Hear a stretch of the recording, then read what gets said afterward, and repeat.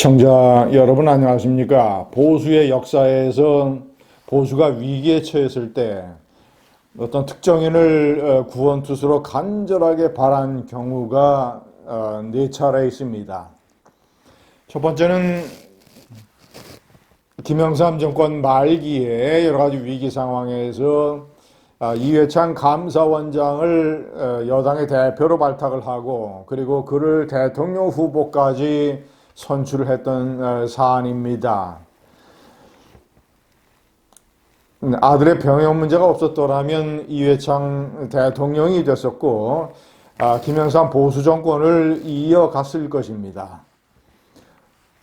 두 번째는 2012년 이명박 정권의 말기 때 측근들의 부패 또는 처가의 각종 스캔들 이런 걸로 인해서 여권이 커다란 위기에 빠졌을 때 박근혜 비주류 대표의원을 비대위원장으로 발탁한 것입니다.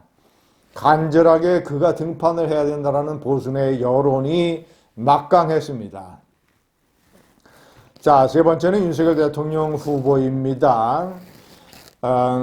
보수에서 이 정치 경험이 하나도 없는 윤석열 검찰총장이 문재인 대통령과 각을 세우고 싸워서 그를 보수의 구원투수로 강력하게 요구를 했습니다. 윤석열 검찰총장은 정치에 뛰어들었고 그는 대통령이 됐습니다.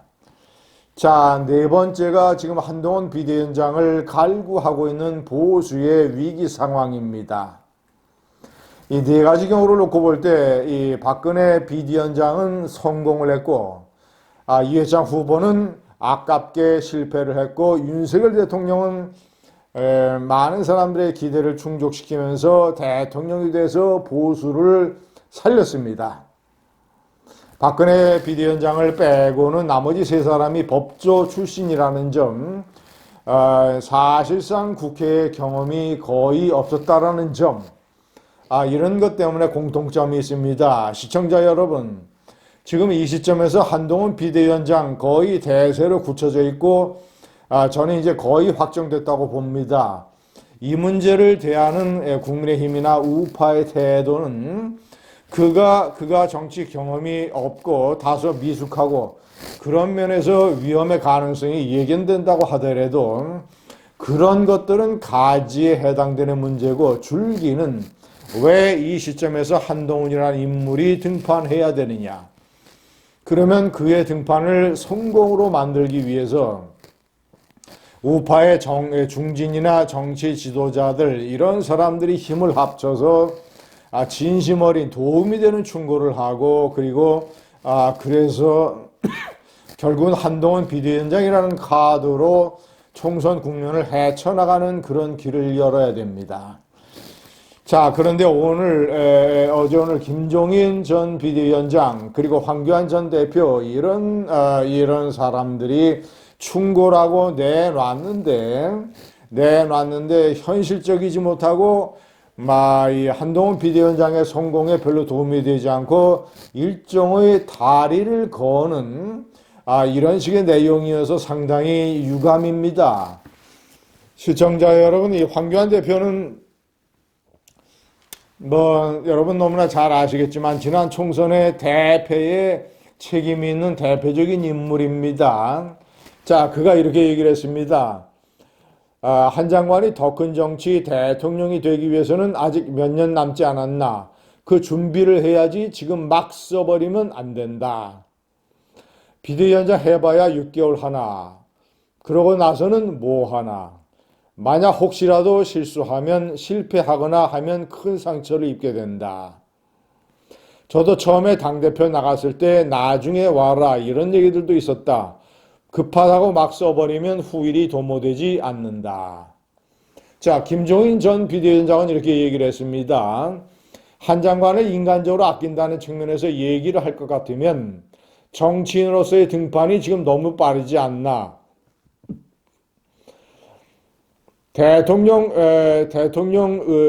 중에도 아마 한동훈 지금 전 장관을 이 비대위원장으로 만들어야 되겠다 하는 그런 마음의 결정을 하지 않았나 이렇게 생각을 한다. 여당 비대위원장이라는 것이 행동 반경이 없다. 위에 대통령이 있기 때문에 자기 마음대로 뭐를 할 수 있는 그런 공간이 나는 없다고 생각한다. 라고 얘기를 했습니다. 시청자 여러분, 한동훈 장관이 경험이 미숙하기 때문에 상처를 받을 수도 있습니다.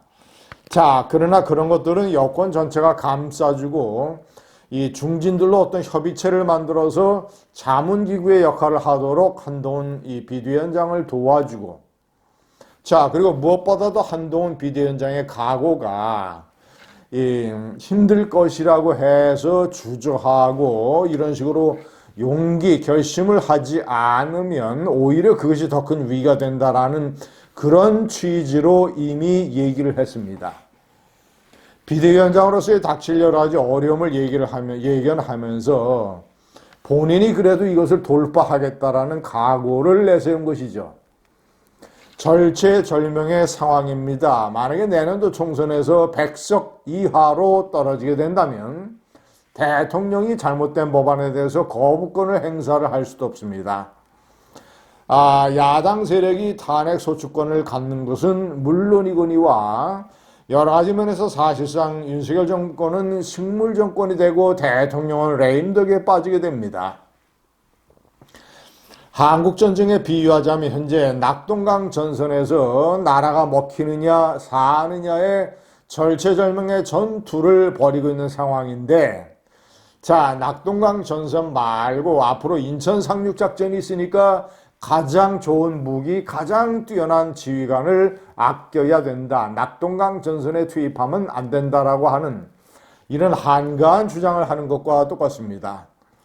자, 그리고 월드컵 4강전에서 앞으로 결승전이 있으니까 지금의 준결승전에는 손흥민을 아껴야 된다라고 얘기하는 이런 어처구니 없는 얘기와 똑같습니다.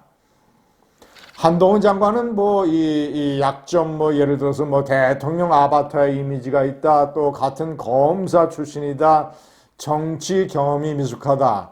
자, 이런 것들은 제가 판단할 때 가지에 해당되는 문제들입니다. 줄기는 그게 아닙니다. 줄기는 지금 절체절명의 이 위기의 상황에서 침체되어 있고 강서구청장 선거 이전으로 돌아가 버린 이런 상황에서 국민의힘과 윤석열 정권의 분위기를 한 판을 완전히 뒤엎을 수 있는 이 우왕청심 원이나 쌍화탕 같은 이런 정도의 처방이 아니라 수개월, 수년 약효가 지속될 수 있는 진짜 노경의 처방, 이런 처방의 의미에서 한동훈 비대위원장 카드가 필요한 겁니다. 자, 이 카드를 써야 되고 윤석열 대통령도 나를 밟고 지나가라는 이런 취지로 그를 도와야 되고,